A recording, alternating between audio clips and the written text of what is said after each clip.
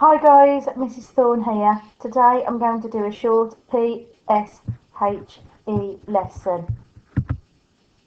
This is our learning question. It says, what are feelings and how do I express my feelings? In order for you to be a successful learner, are you able to identify different feelings? Are you going to be able to classify and sort positive and negative feelings?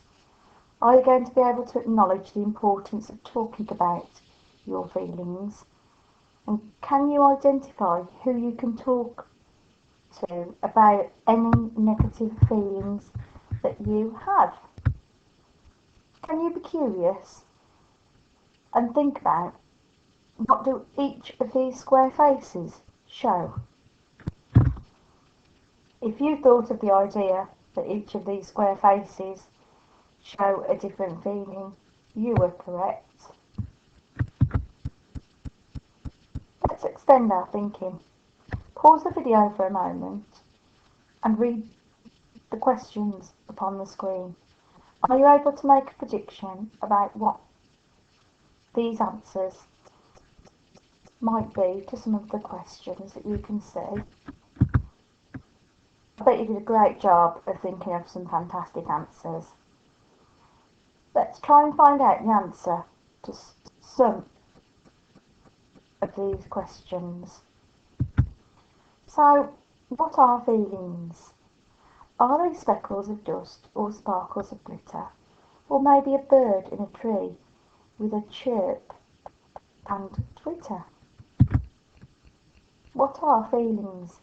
Maybe feelings are like butterflies, flittering here and flittering there, flittering everywhere. What are feelings? Maybe feelings are a sore tummy or a tear on Ruby's cheek. Maybe it is when you feel that you want to shout or shriek. Everyone has feelings. Feelings are sometimes in our head or sometimes in our tummy. Feelings are sometimes on our face when it is angry and red, just like this face here. Everyone has feelings. Brave Bear and Ruby Roo, Piglet Charlotte, the spider and a cow with a very loud moo. Even Bertie the bee with his wobbly knee. So, what sort of feelings can people show? Can you pause the video for a moment? Look at the images and identify the feelings that you think each of these characters here may be showing. Let's check your suggestions. This girl here is feeling happy. I know this girl is feeling happy because she's smiling. I wonder, what did you think this boy was feeling? This boy is feeling sad. He's got tears coming from his eyes, and his eyes are looking downwards, and he does not have an upward smile on his face. What did you think this boy was feeling? Let's have a look. This boy is feeling lonely. His eyebrows are raised, his cheeks are a little red, and his eyes are quite piercing. And he's not smiling. I wonder, what did you think this guy was feeling like? Let's find out. He's feeling scared. His eyebrows are raised. His pupils are wide open. He has sweat pouring from his face. This guy is feeling scared. How do you think this girl is feeling? Let's have a look. She's feeling cross. Her eyebrows are frowned. Her eyes are small. And her pupils are glaring directly at you. This girl is feeling cross. But you were able to identify the feelings shown in these images? If you did, brilliant. So, how do emotions affect body language? Our bodies change when we are displaying different emotions, different feelings. Our actions change. If you're excited for what's to come, like this girl here, or these characters here, you may be talkative. You could be pacing around. You could be rubbing your hands. Your eyes might be darting around. You could have big smiles. You might be hugging someone. You could be shaking hands, giggling. You might be doing a victory dance, like this guy here, staring into the distance. You might have a group feeling of joy. Okay guys, it's your turn now. Pause the video, look at the images and explain how the emotions of these characters may affect their body language. So these characters here are feeling anger. How might they be acting? These characters here are feeling embarrassment. What are they showing with their body language? How might they be acting because of the feeling of embarrassment? Pause the video and have a think. Can you make a list? Noting the character's body language to show each emotion. Let's find out if you listed some of the ideas that I had. I thought if somebody had the feeling of anger, they could be pounding their fists, have a deeper, louder voice. Their shoulders or their head could be forward. Their eyes are wide and glaring. Did you find any of those listed on your list? If you did, fantastic job. I thought if somebody had the feeling of embarrassment, they might be looking down. They might not be able to look into somebody's eyes. They could be hiding their face. They might be grasping things against their chest. They could be gritting their teeth. Their face might be going red. They might be having panicky thoughts. Their shoulders could be slumped. Or they might be glancing around for an exit. If you had any of those listed down on your list, brilliant job guys. I wonder, can you challenge yourself further? Can you explain how these characters are acting and feeling? To do this, analyse their body language from within the pictures shown here. What does it say about their emotional state? Let's be reflective and find out whether or not you thought of some of the ideas that I had.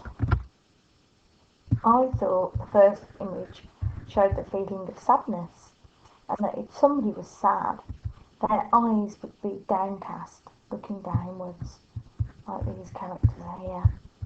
They might be feeling sick. Their shoulders could be slumped forward, like these guys here.